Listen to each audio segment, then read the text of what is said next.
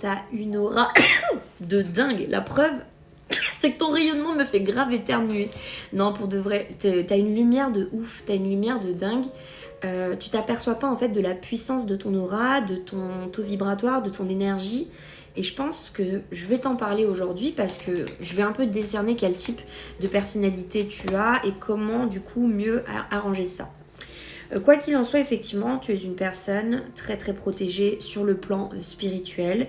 Tu as des bons anges, tu es entouré de beaucoup de guides ou alors tu as des défunts qui te surveillent coûte que coûte. Et c'est pour ça, du coup, que quand tu rentres dans une pièce, tu as tendance à illuminer la pièce parce qu'on t'entoure tellement d'une aura positive avec tous tes guides, etc., que les gens se sentent tout de suite en confiance avec toi. En tout cas, s'il y en a qui te détestent, c'est tout simplement parce que ils ont peur, effectivement, que tu dévoiles leur côté négatif.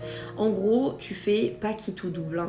Tu fais qui tout double. Il n'y aura jamais de demi-mesure sur les réactions des gens quand ils parlent de toi. Soit on te déteste, soit on t'adore dès qu'on te voit.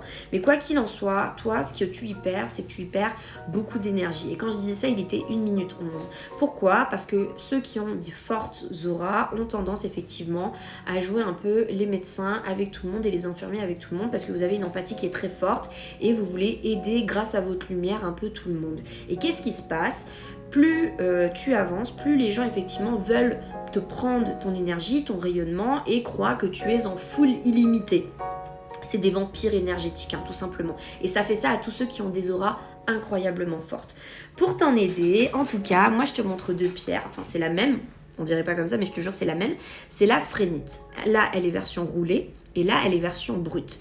La phrénite, elle est utilisée dans tous les métiers sociaux, donc les assistantes sociales, les médecins, les psychologues, les flics, les pompiers, bref, tous ceux qui travaillent avec des personnes vulnérables.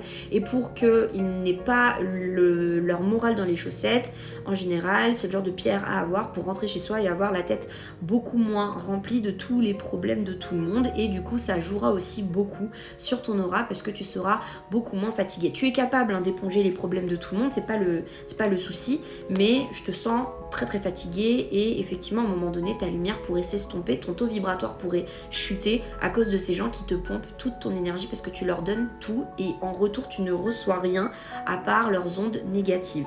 Quoi qu'il en soit, ça te permettra effectivement de rester concentré. Allez, sur ce, abonne-toi. Moi, c'est Mélissa. Tu sais très bien que je live le matin et le soir pour te faire plaisir gratuitement. Sur mon site, je suis certifiée si tu as besoin de prendre rendez-vous et tu peux même aller voir tous les témoignages. Je suis à la Diamond Academy ici, donc chez TikTok Live France. Et si tu as besoin de plein de contenu pour développer ta spiritualité, va sur mon Instagram.